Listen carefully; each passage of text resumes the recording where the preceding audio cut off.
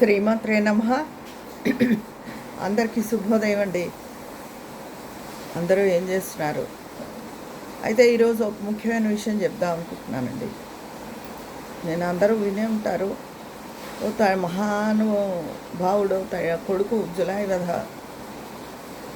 తల్లిని ఇంట్లో ఉండగా నిప్పంటించేసి పారిపోయాడు. తల్లి విలువ అలా ఉంది. ఒకప్పుడు తండ్రితో పడిపోయిన తల్లి విలువ అన్నది అక్కడ ఉండేది. తల్లిని అలా చూసుకునేవారు ప్రేమగా.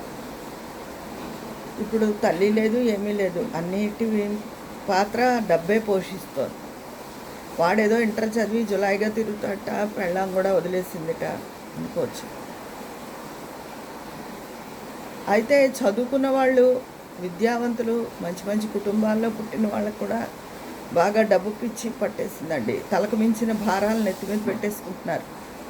ఆ ఈఎంఐల రూపంలో, వస్తువుల రూపంలో అయితే ఏమి, రకరకాల అప్పులు అన్నీ నెత్తి మీద పెట్టేసుకుని, మంచి మంచి చదువులు తల్లిదండ్రులు చదివించిన దాన్ని దుర్వినియోగం చేసుకుని, అప్పులై తల్లిదండ్రులు డబ్బులు ఇవ్వలేదని తల్లిదండ్రుల మీద కోపం పెట్టేసుకుంటున్నారు.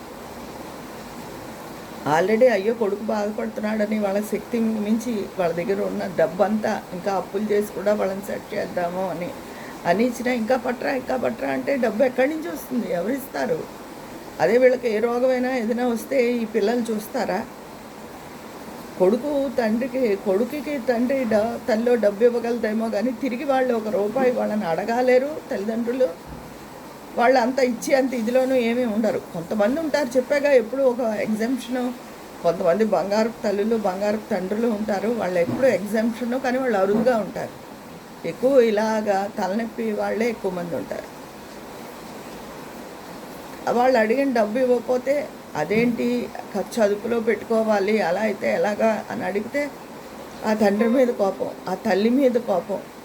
అలా అన్నారు, ఇలా అన్నారని లేనిపోని నిందలు వాళ్ళ మీద వేసేసి ఇష్టం వచ్చినట్టు ఏం వాగుతున్నామో తెలియకుండా కూడా తయారయ్యారు పిల్లలు. ఎందుకంటే మా దగ్గర చాలామంది వస్తూ ఉంటారు కదా క్లయింట్స్. ఆ పేరెంట్స్ చెప్తుంటే ఇంత దారుణంగా తయారయ్యారా పిల్లలు మంచి ఉన్నత కుటుంబాల్లో పుట్టి అని చాలా బాధ కలుగుతుంది. తల్లి అనే పదం, తల్లి ఉన్నంత వరకే వాళ్ళకి ఏ ప్రేమ ఏమైనా దక్కిది. నేను ఎప్పుడూ చెప్తా, ఓ బేబీ సినిమాలో రావు రమేష్ అన్నాడు, తల్లిదండ్రులు వెళ్ళిపోతూ మన బాల్యం కూడా తీసుకెళ్ళిపోతారు వాళ్ళతో అంటాడు. ఆ మాట నాకు ఎంతో నచ్చుతుంది. ఎందుకంటే అది నిజం. మా అమ్మ ఉన్ననాళ్ళు నాకు ఎంతో కొండంత ధైర్యంగా ఉండేది గుండెలో. రవంత నాకు బాగుండపోయినా మా అమ్మ తల్లడిల్లేది. మా అమ్మ ప్రేమ అలా అనిపించేది. అంటే ఎప్పుడు ఇంకా వాళ్ళు ఏదో చేసేయాలి, నాకు ఇంకా చెందేయాలి అని నేను ఎప్పుడూ వాళ్ళని నుంచి ఎక్స్పెక్ట్ చేయలేదు. వాళ్ళు ఏమి ఇచ్చారో అది పుచ్చుకున్నారు. అందుకని నాకు అది ఇది అని ఎప్పుడూ మా అమ్మగారిని కానీ మా నాన్నగారిని కానీ నేను అడగలేదు. వాళ్ళు ఇచ్చిందే నేను తీసుకున్నాను. అందులోనే నేను వాళ్ళతో చాలా నా బాధ్యతను ఇంకా నెరవేరుస్తున్నాను, ప్రేమగా ఉన్నాను. అంతేగాని ఇప్పుడు పిల్లలు తలకు మించినవన్నీ వాళ్ళు నెత్తి మీద పెట్టుకోవడం ఏంటి, తల్లిదండ్రులను ఏడిపించుకు తినడం ఏంటి, ఏదైనా ఒక మాట అదేమిటి అని మనం అడగకూడదు. అడిగితే ఆ తల్లి చెడ్డదైపోతుంది, ఆ తండ్రి చెడ్డదైపోతాడు. అంత క్రితం దాకా వాళ్ళని పైకి తీసుకురావడానికి, వాళ్ళకి ఏదైనా ఇబ్బంది ఉంటే తీర్చడానికి, వాళ్ళ భార్యకైనా వాళ్ళ కుటుంబానికైనా ఈ తల్లి ఎంత చేసింది అన్నది ఏం గుర్తుండట్లేదు. నోటికి ఏమొస్తే అది మాట్లాడేయడమే. అలా తయారయ్యారండి. చాలా దారుణమైన విషయం. అది తల్లిదండ్రులు ఉన్నంత కాలమే మిమ్మల్ని ఎవరైనా ప్రేమిస్తారు. ఆ తర్వాత ఉన్నావా, తిన్నావా అని అడిగి వాళ్ళు కూడా ఎవరు ఉండరు. ఆ తల్లి ప్రేమ మీకు అసలు దొరకదు. అంతే. అది ప్రతి వాళ్ళు ఇలా మూర్ఖంగా మాట్లాడి ఇదిగా ఉండి వాళ్ళు అర్థం చేసుకోవాలి. అర్థం చేసుకుని వాళ్ళ ప్రవర్తనను మార్చుకుంటే మంచిది, లేకపోతే లేదు. ఎందుకంటే తల్లిదండ్రులు కూడా కొంతకాలం అయ్యాక విసుగొచ్చేస్తుంది. ఎందుకంటే వాళ్ళకి ఒక నడి వయసు దాటి అలా ఉంటారు. వాళ్ళు నడి వయసులోనూ అలాగా బీపీలు, షుగర్లు అన్నీ ఉన్న ఏజ్ అది. ఏ బీపీ, ఏ షుగర్ లేకుండానే నువ్వు నీకేవో సమస్యలు ఉన్నాయని ఫ్రస్ట్రేటెడ్గా ఉండి ఈ బీపీలు, షుగర్లు ఉన్న వాళ్ళ మీద ఆ ప్రెషర్ అంతా చూపిస్తే వాళ్ళ ఆరోగ్యం ఏమవుతుంది? ఇప్పుడు పూర్వం అంటే కోడళ్ళు అది కొంచెం పని చేసేవారు, వచ్చి సాయం చేసేవారు, ఏదైనా చేసేవారు. ఇప్పుడు అందరూ ఉద్యోగాలే కదా. వాళ్ళు ఉద్యోగాలు మానుకుని మనకు వచ్చి సాయం చేస్తారా? అలా తల్లిదండ్రులని బాధ పెడితే ఏమీ ప్రయోజనం ఉండదు. తల్లిదండ్రులు ఏటీఎం మిషన్లు కాదు, ఇలా పిన్ నొక్కగానే డబ్బు వచ్చేయడానికి. అది గ్రహించుకోవాలి. పెద్దవాళ్ళు ఒకవేళ ఒక మాట అన్నా మన మంచి కోసమే అనుకోవాలి తప్ప, వాళ్ళకేం ఒరుగుతుంది, వాళ్ళు బాగుంటే వీళ్ళకి ఏమైనా ఇచ్చేస్తారా? వాళ్ళే ఇంకా ఏమైనా కొనుక్కుంటారు, వాళ్ళ ఫ్యామిలీకి కొనుక్కుంటారు, వాళ్ళు ఏదైనా చేసుకుంటారు. అంతకని తల్లిదండ్రులకి ఏమొచ్చి పెట్టేయరు కదా. అందుకని ఏ పిల్లలైనా సరే యువత ఇలా తగులడిపోతున్నాను బాధపడ్డం తప్ప ఎవరు మార్చలేరు. ఎక్కడో ఎగ్జామ్షన్ ఉంటారని చెప్తున్నాను, అలాంటి వాళ్ళు అదృష్టవంతులు. అయినా ఎప్పుడు ఈ పిల్లలు, భర్త, భార్య ఇవన్నీ రుణానుబంధాలు అంతే. ఒక రకంగా కర్మ సిద్ధాంతం ప్రకారం తీసుకుంటే మన అదృష్టం బాగుంటే కిందటి జన్మలో మనం ఎవరికైనా రుణం ఉండిపోతే వాళ్ళు ఆ రుణాన్ని వసూలు చేసుకుందుకు శత్రువులు, లేదా మన శత్రువులు కూడా మన పిల్లల రూపంలో పెట్టి మన మీద కక్ష తీర్చుకుంటారు.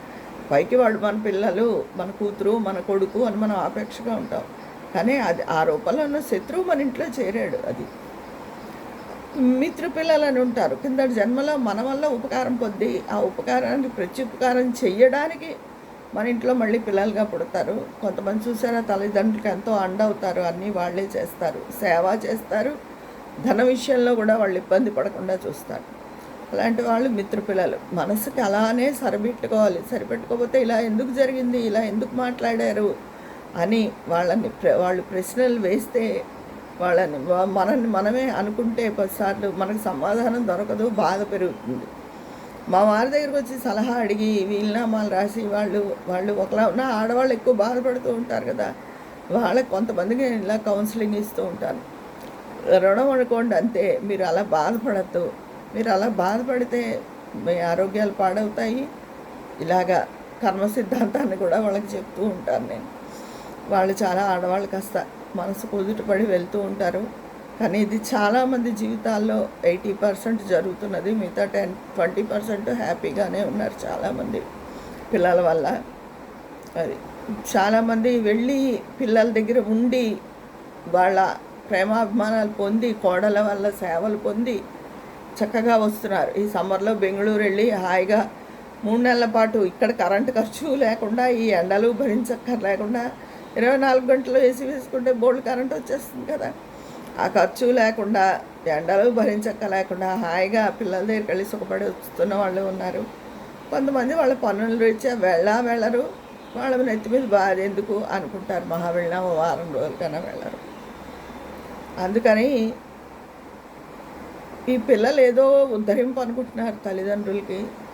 ఎవరికి ఉద్ధరింపు కాదు. అందుకే ప్రతి వాళ్ళు భగవంతుడు నమ్ముకుంటే మన జీవితం ఎలా వెళ్ళాలో సజావుగా, ఎవరి ఆధారం లేకుండా వెళ్ళిపోనిస్తాడు ఆయన. డబ్బు విషయం ఎవరి జాగ్రత్తలో వాళ్ళు ఉండి, మందుకో మాకుకో డబ్బు ఉంచుకోవాలి. పేరెంట్స్ ప్రతి వాళ్ళు అనాయాసైన మరణం వినా దైన్యేన జీవనం దేహంతే తవ సాయుధ్యం దేహిమే మధుసూదన అని 50 ఏళ్ళు వచ్చినప్పటి నుంచి ప్రతి వాళ్ళు నిత్యం 3 సార్లైనా ఈ శ్లోకం చదువుకుంటూ ఉంటే బతికున్న నాళ్ళు ఒకళ్ళని ఆచించకుండా, మంచాన్న పడకుండా ఆఖరణ నీ సాన్నిధ్యంలో కలుపుకో. మధుసూదనుడు అయితే మధుసూదనుడు, ఈశ్వరుడైతే ఈశ్వరుడు అని ప్రార్థించుకుంటూ ఉంటే చాలా మంచిది. ఈ పిల్లల గురించి ఆలోచించుకుని బుర్రలు పాడు చేసుకోవడం వల్ల ఆరోగ్యాలు తగులడం అనే కన్నా ఇంకేమీ ఉండదు. అసలు రాను ఈ పిల్లల వల్ల బాధపడే వాళ్ళ సంఖ్య చాలా ఎక్కువైపోతుంది. చాలామంది ఈ ఆస్తుల విషయంలో ఏం చేయాలి, పంపకాలు ఎలా చేయాలి అని ఈ మధ్యకాలంలో ఎందుకో ఎక్కువ మంది వస్తున్నారు ఇక్కడ నాళ్ళ నుంచి. అది నేను చెప్పాక అందులో ఆడవాళ్ళు కూడా వచ్చి వాళ్ళు బాధపడుతున్నప్పుడు వాళ్ళకి నేను కౌన్సిలింగ్ ఇవ్వడం జరుగుతుంది. కర్మ సిద్ధాంతం చెప్పి వాళ్ళ బాధ వినలేక మామూలుగా ఎలా ప్రొసీడ్ అవ్వాలో అవి మా వారు చెప్తారు. అది వేరే విషయం. ఆడవాళ్ళకి ఎక్కువ బాధ ఉంటుంది కదా, అయ్యో పిల్లలు ఇలా ఉన్నారని. అందుకు అదే ప్రతి ఒక్కళ్ళు ఈ పిల్లలు తల్లిదండ్రులు అంటే ఏటీఎం మిషన్లు కాదు, మీరు ఎప్పుడు నెంబర్ ఇలా నొక్కితే డబ్బు ఇచ్చేయడానికి. అది జ్ఞాపకం ఉంచుకోవాలి. మనకి పిల్లలు ఉన్నారు, మన తల్లిదండ్రుల పట్ల మనం ఎలా ఉన్నామో రేపొద్దున మన పిల్లలు అలాగే ఉంటారు అనుకోవాలి. కొంతమంది తల్లిదండ్రుల పట్ల వెధవలా ఉన్న వాళ్ళ అదృష్టం బాగుండి పిల్లలు బాగున్న వాళ్ళని చూశాను, బాగా చూసి వాళ్ళని చూశాను. తర్వాత పితృదేవతలు శాంతించరు, తద్దినాలు పెట్టకపోతే, అందువల్ల కుటుంబంలో సుఖం ఉండదంటారు. తద్దినాలు పెట్టకపోయినా వాళ్ళ పిల్లలు వాళ్ళని బాగా చూసుకునే కొంతమందిని కూడా చూశాను. అంటే ఇవన్నీ మన కర్మానుభవాలు.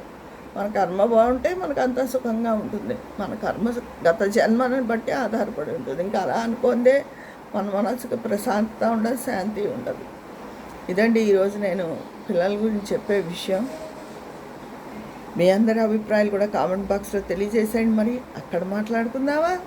ఉంటాను మరి. మీ స్నేహితురాలు విజయ పన్నాల.